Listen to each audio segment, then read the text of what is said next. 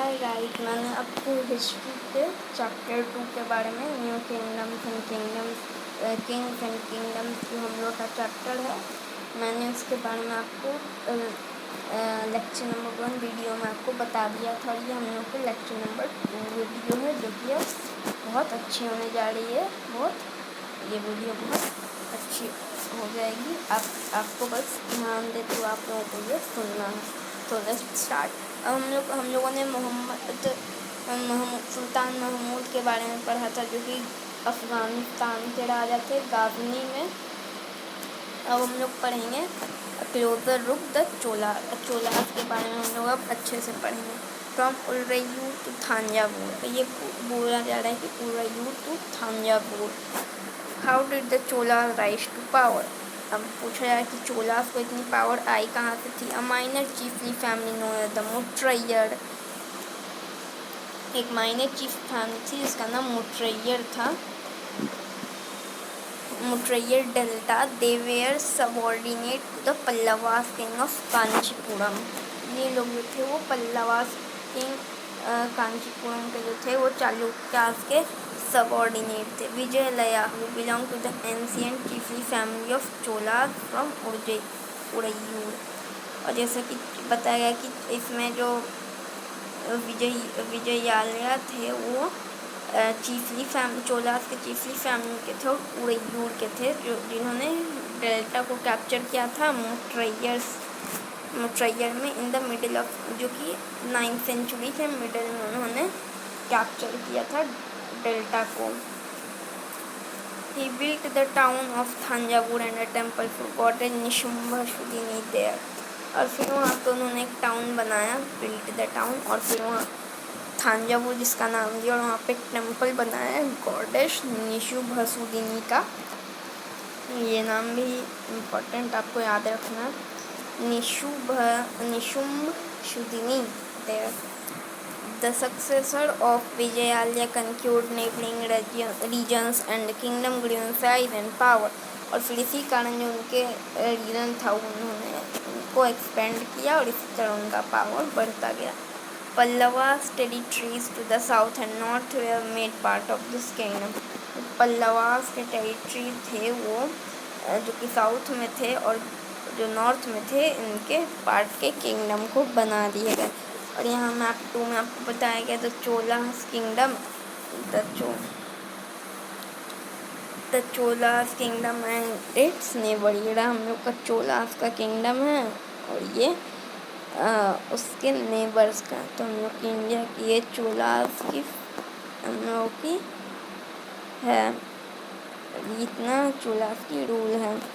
जैसा कि हम लोग देख सकते हैं चोला, उसमें उन्होंने उरैयूर ये रहा और थांजावुर ये रहा। हम लोग आगे बढ़ते हैं।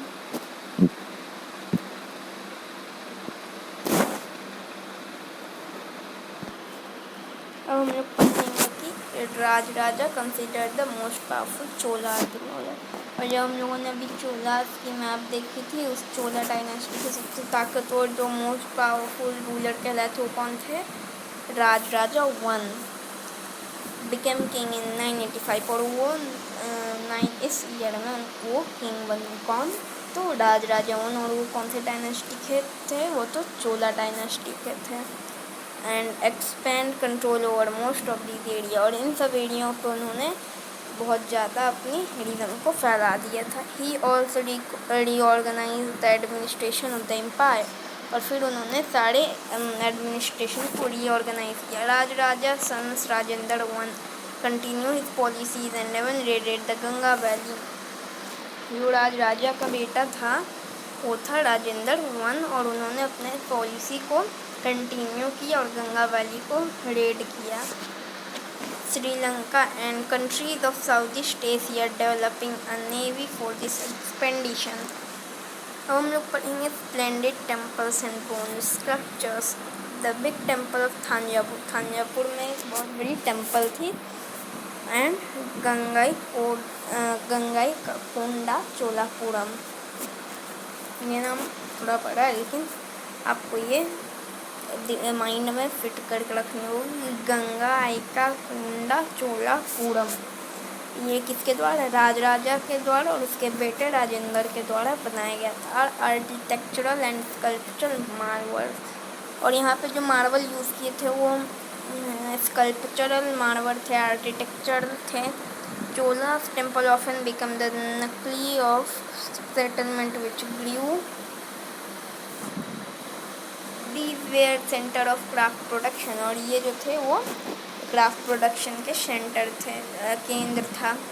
They were also endowed with land by ruler as well as the other. The produce of this land. अब जैसे कि आप इस पिक्चर में देख रहे हैं, इन्होंने टेम्पल बनाया गया। ये गंगाई जो नाम गंगाई कोंडा चोलापुरम में है, और ये देख सकते हैं किस तरीके से कितनी बारीकी से बनाया गया था। यहाँ तक कि हम लोग की इस प्रेजेंट सिचुएशन में से बनाना, इस टाइप के टेम्पल या फिर मंदिर बनाना कितनी डिफ़िकल्ट थिंग है। लेकिन और उस ज़माने 1985 900 के ज़माने में इन्होंने इतनी आर्किटेक्चरल मंदिर बनाई, जो कि एक बहुत शॉकिंग चीज़ है हम लोगों के लिए।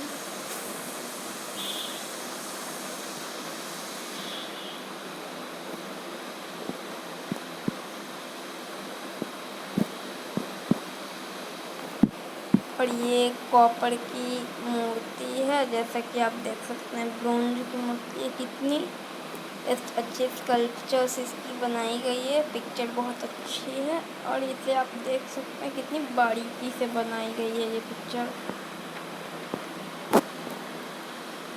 Went into maintaining all the specialists who work at the temple and very often live near it. जो प्रेस्ट थे, गार्लैंड मेकर थे, कुक्स थे, स्वीपर्स थे, म्यूजिशियंस थे, डांसर्स थे, और जो कोई लोग थे। In other word temples way not only place of worship, और दूसरे शब्दों में जो टेम्पल्स थे वो सिर्फ वर्शिप का प्लेस नहीं थे। They were the hub of economic, और वो उनके इकोनॉमी का एक हब थे। सोशल एंड कल्चरल लाइफ के भी वो हब थे। Amongst the craft associated with temple, the making of bronze images was the most distinctive. इन सब चीज़ों में से जो सबसे हैरान करने वाली चीज़ है वो है ब्रोंज इमेज, जो कि मूर्ति बनाई गई थी। Chola bronze image are considered as most of the find. और हाँ, ये भी हम लोगों ने पढ़ा कि चोला की जो ब्रोंज इमेजेस होती है वो बहुत फाइनेस्ट होती है। अब आप एग्जाम्पल के लिए इसी को देख लीजिए। आप इसे देख रहे होंगे कि इसमें इसकी मूर्ति को कितनी बारीकी से कार्व किया गया है इसके पूरे शेप में, और ये कॉपर से बनाई गई थी वो 900 के ज़माने में। और इसे किसने, किस डायनास्टी के लोगों ने बनवाया था, चोला डायनास्टी के लोगों ने। इन द वर्ल्ड, पूरे वर्ल्ड में चोला डायनास्टी की ब्रोंज जो होती थी वो सबसे अच्छी मानी जाती थी। अब हम लोग आगे पढ़ते हैं। बढ़िए most images were of deity, और इनमें से बहुत सारी इमेजेस जो थी वो डीटीज़ की थी, देवता देवी लोगों की थी। Sometime image were made of devotees as well, और बहुत बार ऐसा भी होता था कि डिवोटीज मीन, आप लोगों को पता है डीटीज और डिवोटीज मीन्स क्या होता है। डीटी मीन्स होते हैं भगवान, या फिर हम लोग कह सकते हैं जिनकी आराधना हम लोग करते हैं, भगवान, या फिर हम लोग कह सकते हैं गॉड कह सकते हैं हम लोग। और डिवोटीज मीन्स होते हैं भक्त, जो जिनकी आराधना करता है। डीटीज मीन्स जिनकी आराधना की जाती है, और डिवोटीज जो जिनकी आराधना करता है।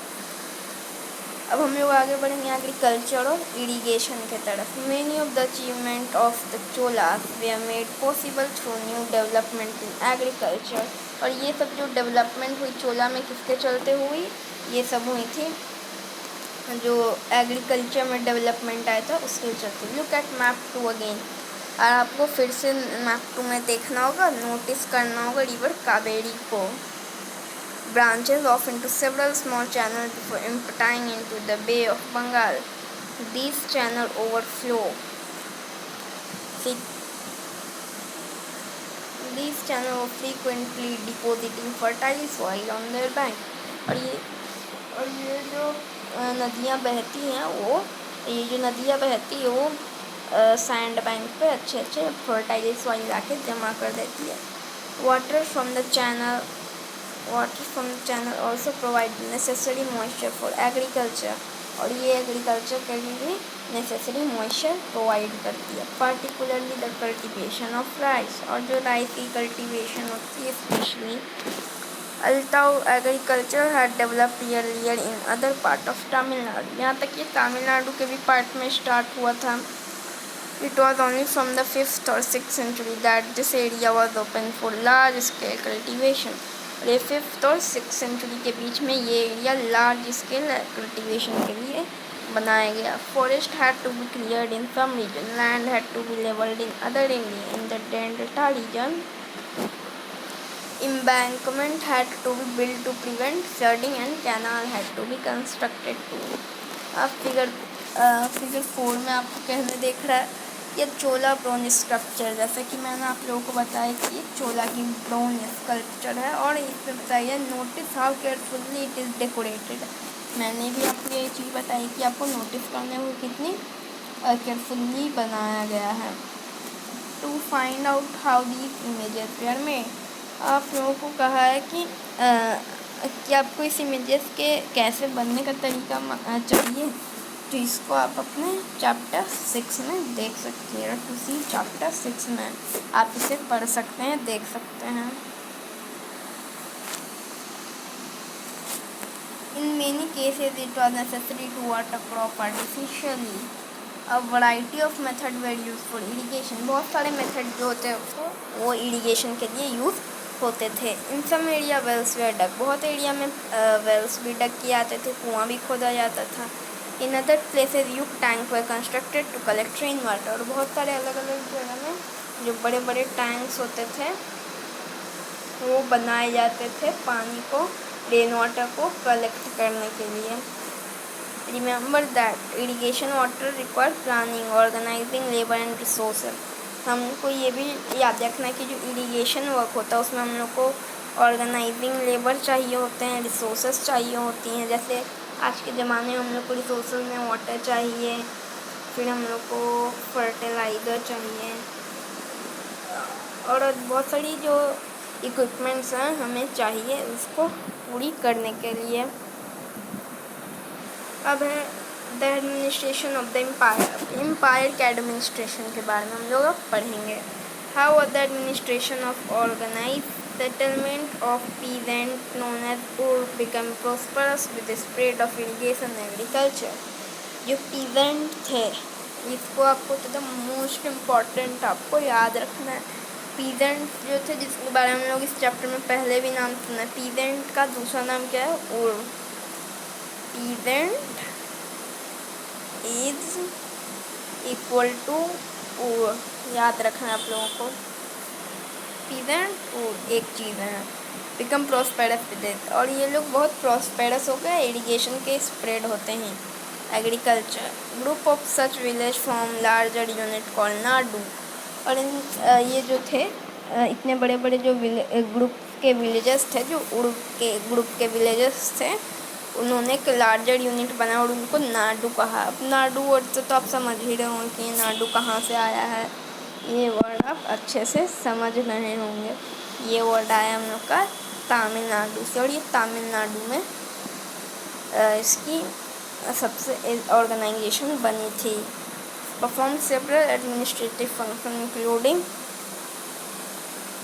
Dispensing justice and collecting tax, और ये जो एडमिनिस्ट्रेशन थे वो टैक्स भी कलेक्ट करती थी, जस्टिस भी दिलाती थी। Rich present of the Vellala caste exercise considerably control over the affairs of the Nadu under the supervision of the central Chola government. The Chola king gave some rich landowner title like Movendaran. ये भी आपको याद रखना है कि जो चोला की central government थी, वो जो चोलास के किंग थे वो अपने लैंड ओनर को, जो बड़े बड़े लैंड ओनर होते हैं, अमीर अमीर लैंड ओनर, उनको वो नाम देती थी मोविंदावलन, अवेलन और peasant serving three kings. Araiyar chief, ये भी आपको याद रखना, Araiyar chief as markers of respect and interested them with important officers of the state at the centre.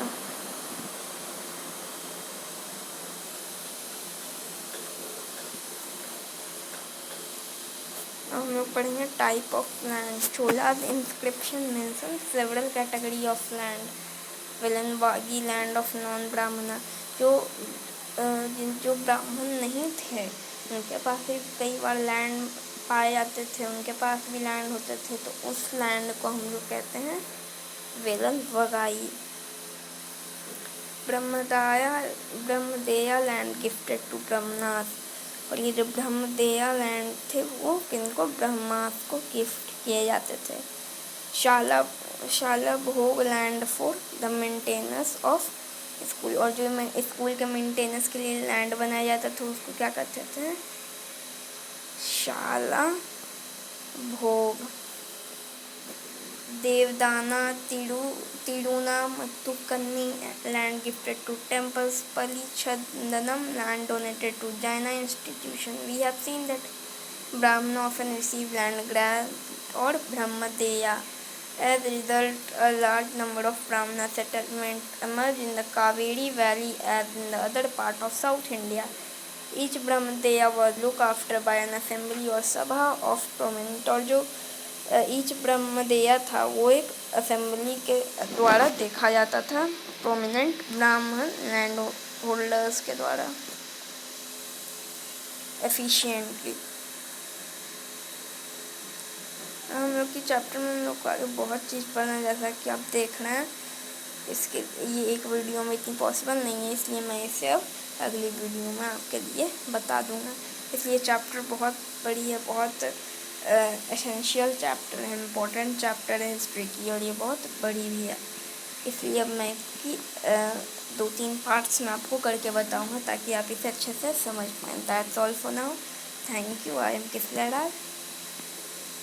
Thank you for now, thank you.